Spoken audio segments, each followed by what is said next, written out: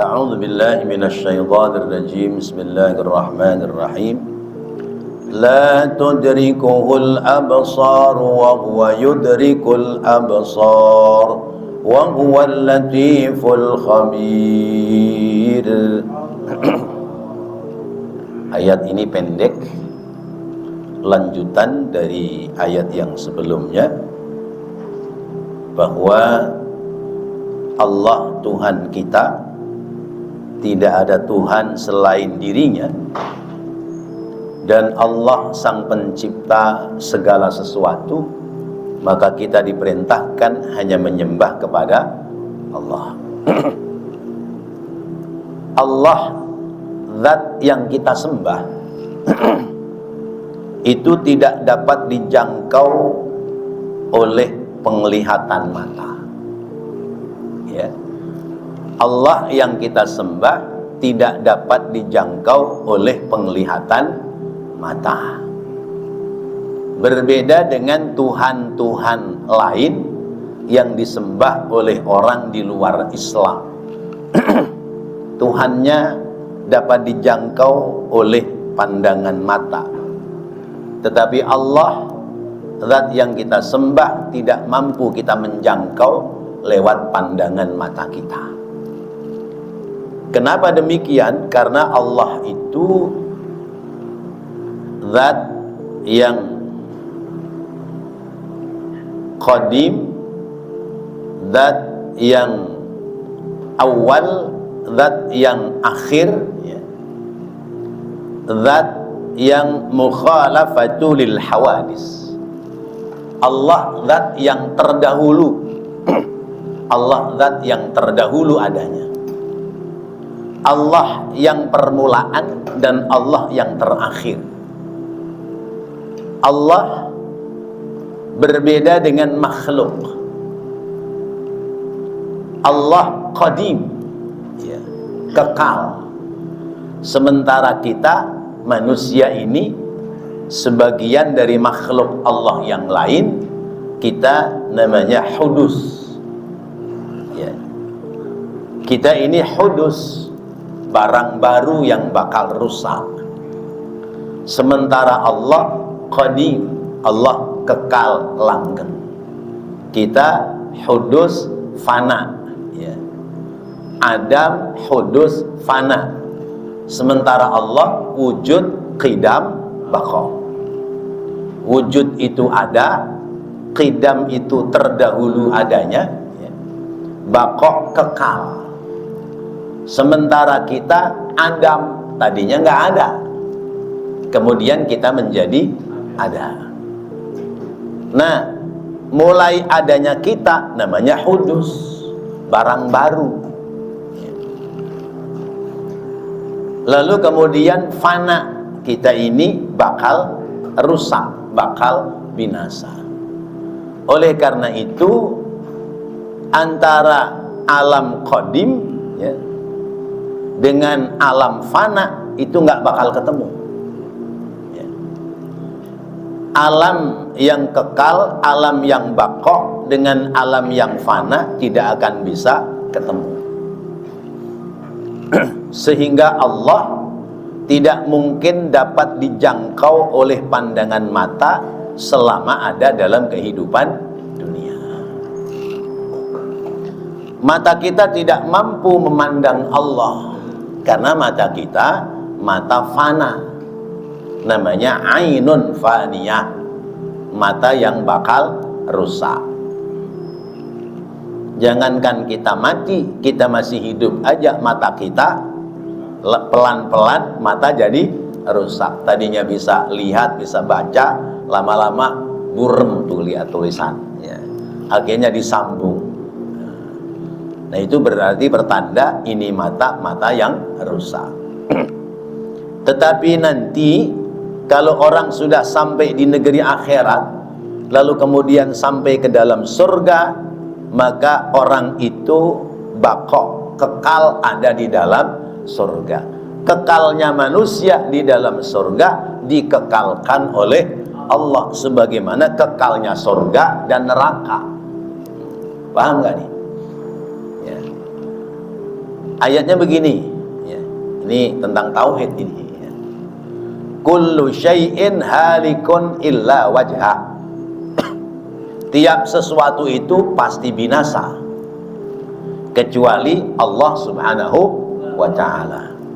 Berarti kita bakal binasa. Alam dunia ini bakal binasa. Semua makhluk bakal binasa. Yang tidak akan binasa adalah zat Allah Subhanahu wa ta'ala. Nah, kenapa kita binasa? Karena kita ada di alam dunia. Alam dunia ini namanya alam fana, ya. Ya, dunia ini fana, fana, binasa. Tapi nanti kalau sudah sampai di negeri akhirat, ada yang dikekalkan oleh Allah. Surga kekal, neraka kekal, ya. Bukan berarti menyamai Allah kalau Allah kekal oleh sendirinya. Sementara surga dan neraka serta penghuni surga dan neraka dikekalkan oleh Allah. Kalau begitu sama apa beda? Beda. Kekalnya Allah dengan kekalnya makhluk Allah seperti surga dan neraka itu pasti berbeda. Di alam nyata ini zat Allah tidak dapat dijangkau lewat penglihatan mata. Dalam tafsir Ibnu Katsir yang saya baca, ya.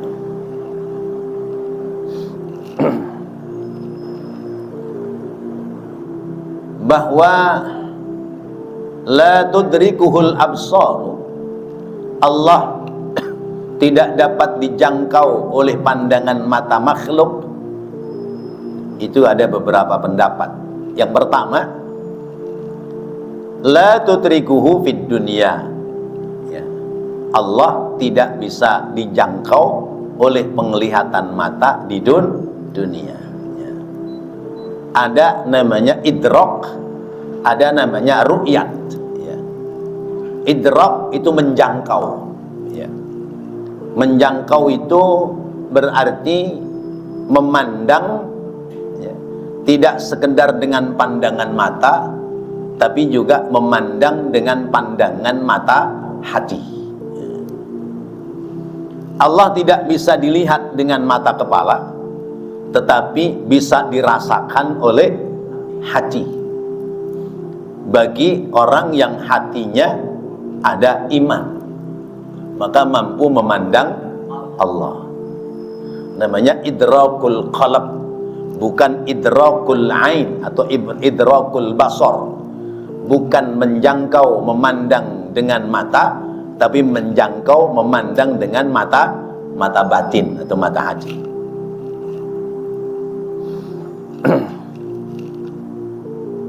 Wa in kanat tarahu fil akhirati, meskipun kamu bakal melihat Allah besok di negeri akhirat, di dunia kita tidak akan bakal bisa melihat Allah.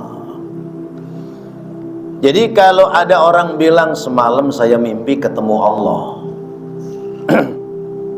bentuknya seperti orang laki-laki ganteng banget, percaya nggak? Enggak. Iya. Ada satu riwayat, ini saya baca di kitab hadis Usfuriyah. Jadi orang ini ingin menguji, ya, tentang antara orang bodoh dengan orang yang berpengetahuan. Mungkin pernah saya sampaikan. Ada orang bodoh, dia ahli ibadah. Jadi sholat 5 waktu nggak pernah ditinggal, jamaah terus. Terus kalau malam tahajud, ya. Kalau malam tahajud. Nah, orang ini mendekati rumah orang bodoh yang sedang tahajud. Ya maklum, rumah zaman dulu kan pagar bambu, ya. Itu pagar dablak atau pagar gedek, ya. Gedek, ya. Dabak apa dablak, ya. Dabak, ya.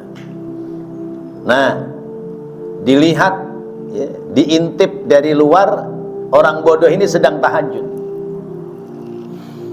Lalu kata orang yang di luar, Fulan bin Fulan, aku adalah Tuhanmu.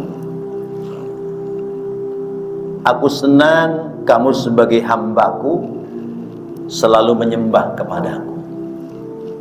Maka mulai hari ini kesenanganku kepadamu menjadi ridhoku atas dirimu.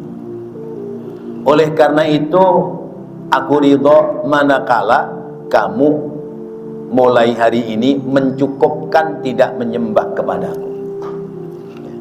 Sudahlah, kamu nggak usah capek-capek sholat sama aku. Kenapa? Sebab aku sudah ridho sama kamu. Kira-kira apa Pak jawaban orang bodoh ini? Alhamdulillah ya Allah, ya, ini yang saya tunggu-tunggu. Sebetulnya saya ibadah itu sudah lelah, sudah capek. Sekarang engkau mendatangiku dan engkau mengatakan aku sudah dibebaskan dari ibadah kepadamu. Alhamdulillah, terima kasih ya Allah, terima kasih ya Allah. Nah, sudah begitu, sudah ini orang pergi. Mulai saat itu orang bodoh yang ahli ibadah ini tidak lagi ibadah. Subuh nggak kelihatan lagi, zuhur, asar, maghrib, isya, udah nggak ibadah lagi, udah nggak sholat. Ditanyain sama tetangganya, Mas, kenapa sampean nggak sholat lagi? Saya sudah bertemu dengan Allah semalam. Iya, saya ketemu dengan Allah. Allah sudah ridho kalau saya sudah nggak usah sholat lagi. Ya sudah, saya seneng banget karena sudah boleh tidak sholat lagi. Kata yang nanya, sampean percaya itu Allah? Lah iyalah, orang dia datang malam-malam ngapain kalau nggak karena sayang sama saya gitu. Nah, kata orang itu, nggak mungkin. Allah itu tidak mungkin menampakkan wujud atau menampakkan suara kepada kita manusia biasa. Jadi itu setan, bukan Allah. Enggak percaya, itu Allah. Sudah, mulai saat itu dia berhenti. Sudah. Lalu kemudian ganti hari lagi, orang ini ingin menguji orang berilmu tapi rada-rada sedikit nakal. Artinya rada sedikit nakal itu, orang berilmu ini ya sholat 5 waktu, ya sholat berjamaah, tapi kalau malam kadang-kadang suka nongkrong di warung kopi, ya, warkop namanya, ya, nongkrong aja gitu. Nah, akhirnya orang ini menyelinap di balik kelambu warungnya dari belakang, lalu mengatakan, Fulan bin Fulan, aku ini adalah Tuhanmu. Apakah kamu tidak malu? Kamu orang yang berilmu, di saat orang sedang bersujud kepadaku, sementara kamu nongkrong di warung. Masya Allah. Itu kira-kira jawaban orang berilmu bagaimana Pak? Balik pulang apa bagaimana? Iya. Itu orang yang berilmu langsung mencabut golok. Iya. Mana yang mengaku sebagai Tuhan, mana yang mengaku sebagai Allah, gua bacok sekalian. Begitu. Iya. Kabur itu orang. Masya Allah. Artinya apa? Karena dia ada ilmu, dia tahu bahwa Allah tidak akan menampakkan wujud di dunia. Allah tidak akan berbicara dengan orang per orang. Kalau terhadap Rasul Allah zaman-zaman awal, komunikasi itu mesti lancar. Allah dengan Nabi Adam sekalipun sudah di dunia masih komunikasi.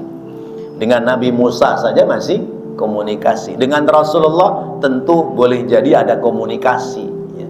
Karena yang namanya Al-Quran itu, ya, sebagai kitab suci diturunkan oleh Allah, ada yang lewat malaikat Jibril, ada yang langsung dari Allah Subhanahu wa ta'ala.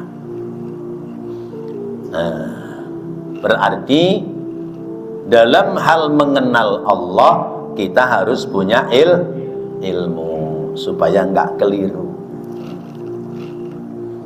Ada orang bolak-balik ke masjid sholat karena dia yakin bahwa Allah itu adanya di masjid.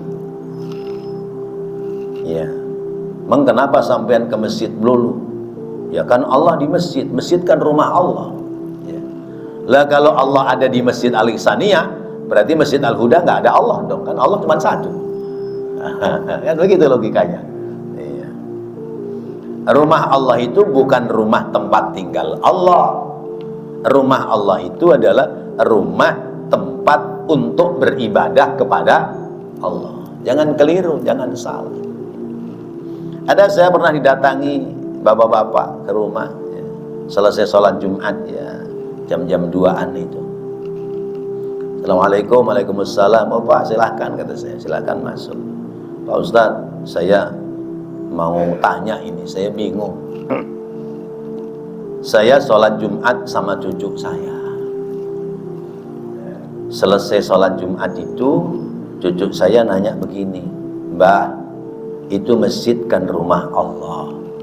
Kita kan ibadah kepada Allah. Terus Allahnya di mana? Ya. Allahnya di mana? Yang saya datang ke masjid, kita datang ke masjid, ke rumah Allah itu, Allahnya di mana? Itu si kakek jawabnya, ya sebisanya aja. Allahnya ada di atas masjid. Nah, itu ada tulisan Allah. Oh begitu Pak, begitu Mbah, gitu. Ini jawaban benar apa salah? Ya, zat Allah bukan tulisan kalimat Allah, beda.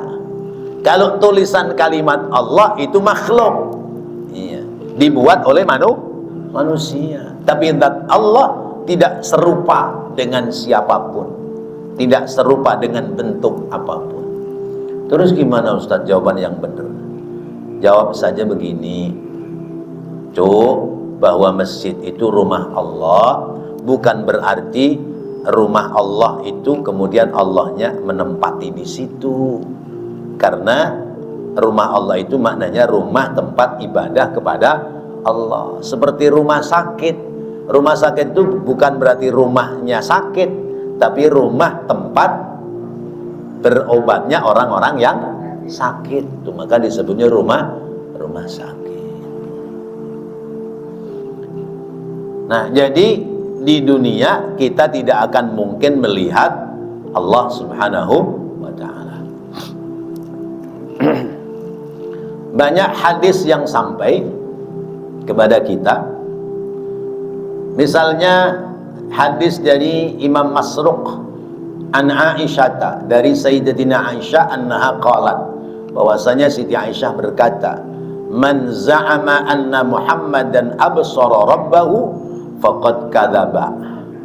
Siapa orang yang menyangka bahwasanya Nabi Muhammad itu melihat Tuhannya, maka sungguh dia telah berdusta. Sekalipun ketika Rasulullah itu Mi'raj sampai ke Sidratil Muntaha, itu tidak melihat Allah secara kasat mata. Tidak melihat Allah secara kasat mata, tetapi melihat ruangan hampa yang di situ ada cahaya yang bersih, yang kemudian terdengar suara, ya, yang suara itu kemudian dijawab oleh Rasulullah SAW. Assalamu alayka ayyuhan nabiyyu wa rahmatullahi wa barakatuh. Dijawab oleh Rasulullah, assalamu alayna wa ala ibadillahis shalihin. Maka itu bagian dari bacaan tahiyat.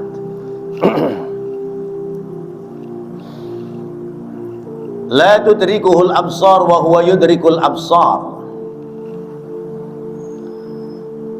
Dalam riwayat yang lain, yaitu riwayat dari sahabat Abdullah ibnu Abbas, berpendapat beda sedikit dengan apa yang disampaikan oleh Siti Aisyah radhiyallahu anha, yaitu bahwa kata sahabat Ibnu Abbas, fa'anhu itlaqur ru'yah, bahwasanya Rasulullah tidak melihat Allah secara langsung, itu mutlak melihat dengan mata kepala. Tapi annahu ra'a bi fuadihi marratain, tetapi Rasulullah melihat Allah dengan fuad, dengan mata batinnya 2 kali.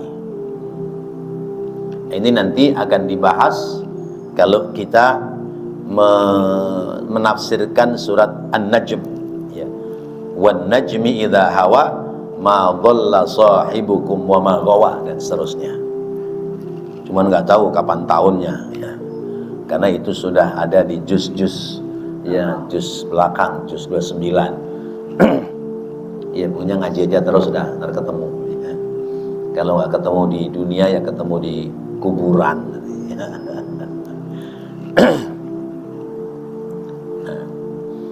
Kata sahabat Ibnu Abbas, Rasulullah melihat Allah bifuadi, dengan mata batinnya, bukan dengan mata kepala.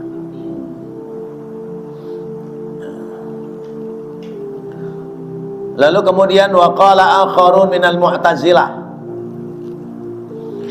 golongan kaum Mu'tazilah, ya. Mu'tazilah itu orang yang i'tizal, keluar, ya, yang uzlah, keluar dari paham Ahlus Sunnah wal Jamaah, ya. Kelompok yang kemudian membunuh Sayyidina Ali.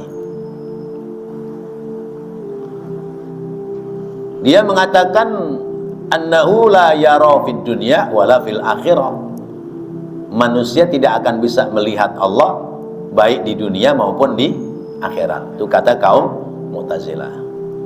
Fa khalafu Ahlus Sunnah wal Jamaah, beda pendapat Ahlus Sunnah wal Jamaah, ya.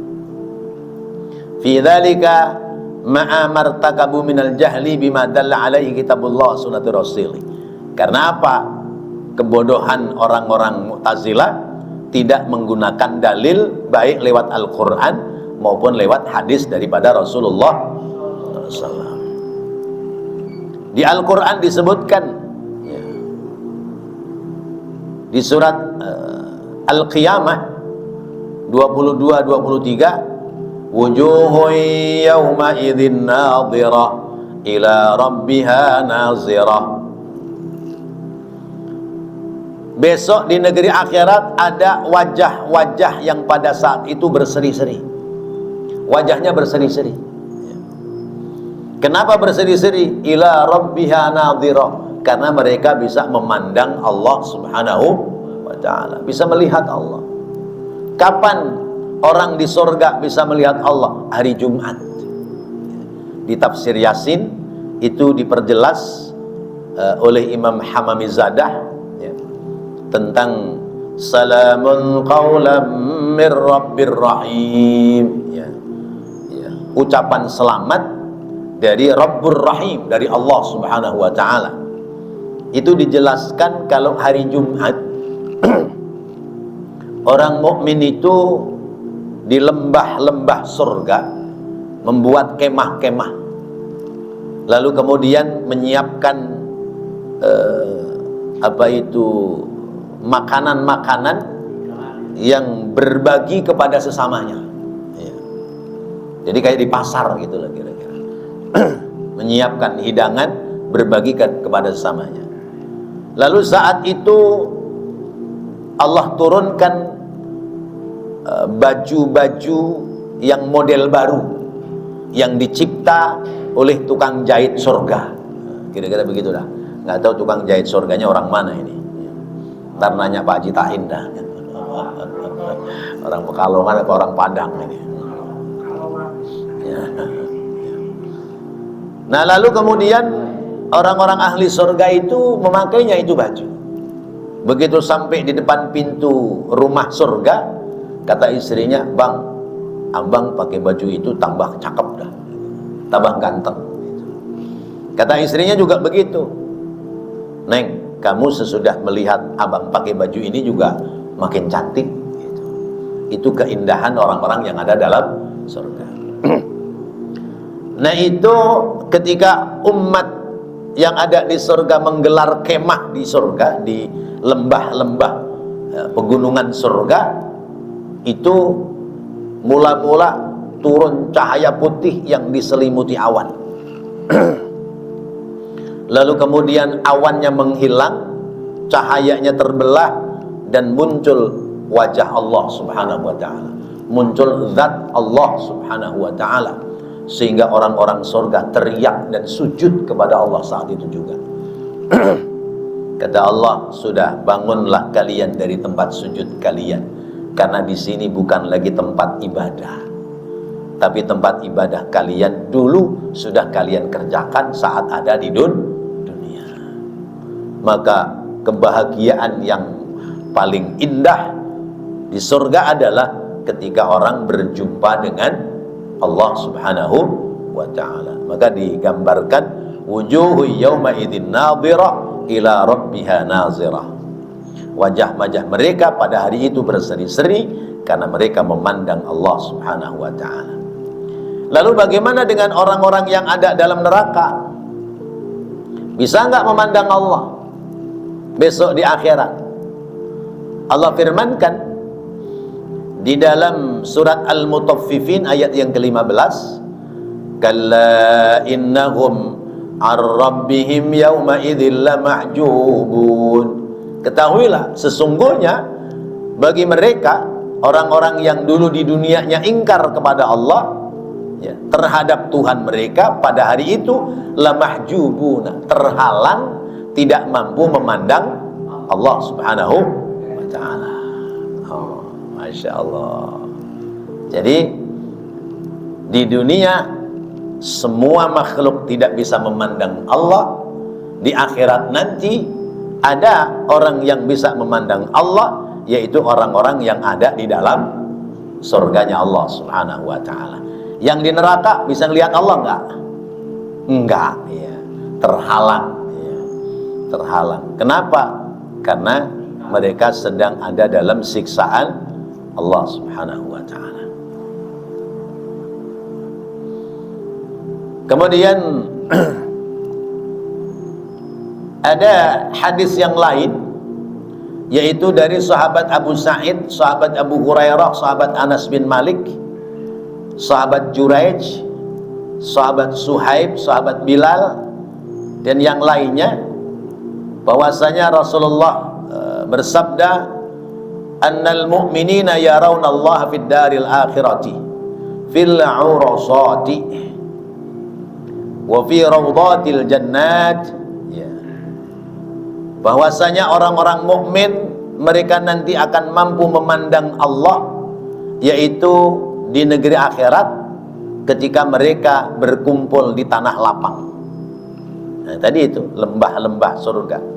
Wa fi rawdatil jannati, dan berada di taman-taman surganya Allah Subhanahu wa taala. Maka kemudian hadisnya ditambahkan oleh Rasulullah, ja'alanallahu ta'ala minhum bimannihi wa karamihi, amin ya rabbal alamin. Ya Allah, jadikanlah kami, ya, masuk dalam golongan, ya, mereka, yaitu orang-orang yang bisa memandang Allah, bimannihi, sebab karunia-Nya, wa karamihi, dan kemuliaannya Allah subhanahu wa ta'ala. Jadi sudah paham, ya? Sudah paham? Ya. Paham apa? Di dunia kita tidak bisa memandang Allah. Kalau di akhirat kita ingin memandang Allah, maka jadilah kita orang-orang yang beriman. Laksanakan ibadah dengan baik. Nah, lalu kemudian wa qala akharuna, yang lain ulama berkata, al-idraku akhassu minar ru'yah. Menjangkau itu lebih khusus daripada sekedar memandang, ya. Kalau memandang itu melihat dengan mata kepala, Tapi kalau idrak, menjangkau, ya, menjangkau lewat mata batinnya untuk mengambil kemampuan bisa memandang Allah Subhanahu wa ta'ala. Kemudian ketika orang berkata bahwa mana mungkin kita bisa memandang Allah, lalu dikatakan alasta taras sama, bukankah kamu melihat langit? Qala bala, qala fakulluha tara, ya. Apakah kamu bisa melihat langit? Jawabannya bisa, sekalipun mata ini ketika melihat langit juga tertipu, ya. Langit itu warnanya apa? Biru. Biru itu adalah pandangan ujung mata dalam memandang, jangkauan mata memandang itu pandangannya biru. Sekarang Bapak di pinggir laut, kalau memandang ke tengah laut, itu air warnanya biru apa putih? Biru. Kalau didatengin kira-kira biru apa putih? Putih. Berarti itulah batasan jangkauan pandangan mata. Nah, itu namanya idrak, kemampuan memandang, ada jangkauannya, ya.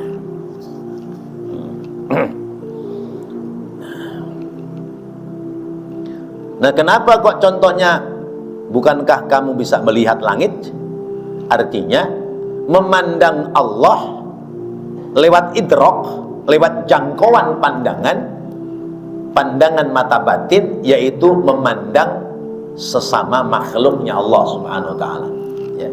Jadi memandang Allah dengan idrak, dengan mengambil kemampuan memandang seluruh ciptaan Allah.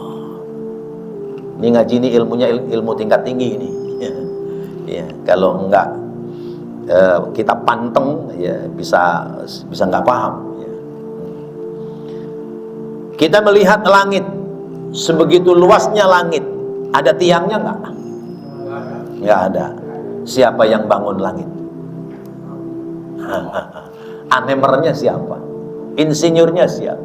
Allah. Nah, itu namanya idrak, ya.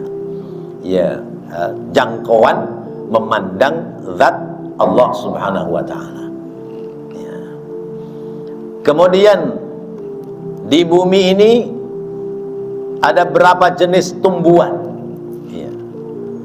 Ada yang tumbuh dirawat, ada yang tumbuh setumbuh-tumbuhnya, tapi semua menjadi bermanfaat. Siapa ini yang mengatur bentuk-bentuk tumbuhan?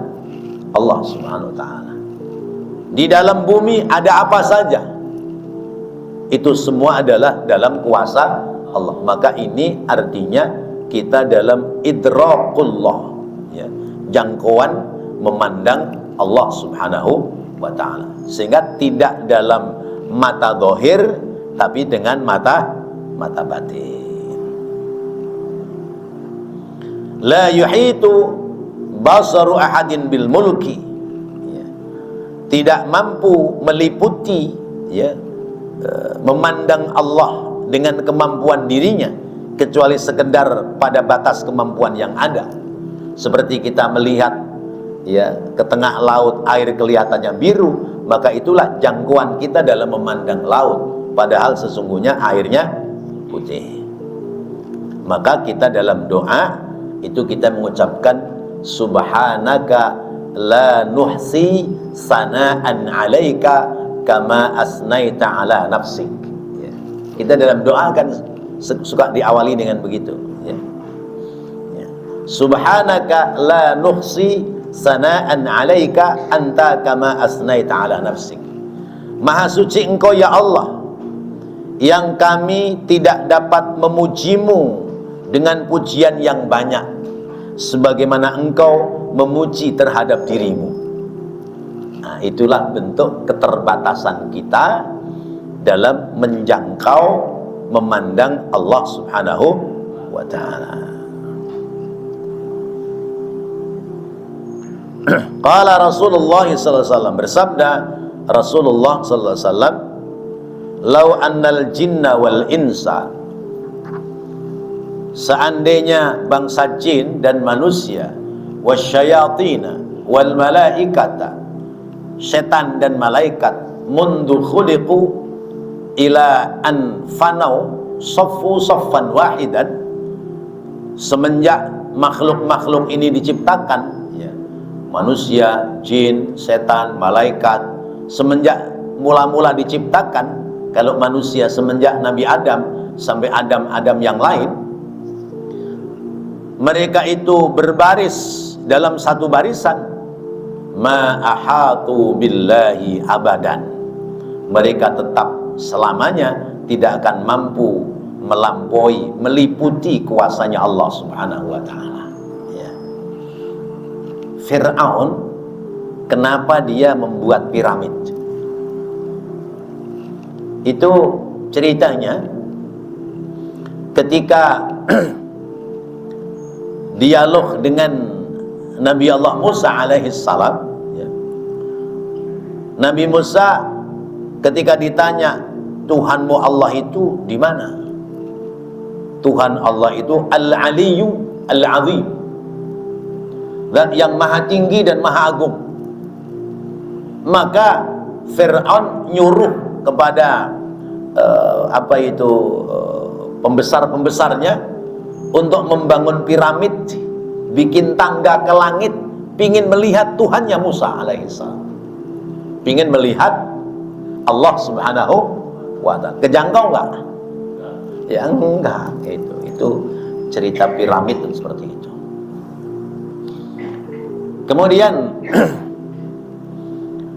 ketika Nabi Allah Musa alaihissalam, beliau sedang berkhalwat, ya, sedang ada di Gunung Sinai, itu Nabi Musa mengatakan, "Ya Allah, aku ingin melihatmu. Ya Allah, aku ingin melihatmu." Bisa dilihat di surat Al-A'raf ayat 143. Tapi apa jawaban Allah? "Ya Musa, innahu la yarani hayyun illa mata wa la yabisun illa tadhadahu." Musa, sesungguhnya tidak ada yang bisa melihat aku makhluk yang hidup kecuali bakal mati, dan benda-benda mati kecuali hancur, ya.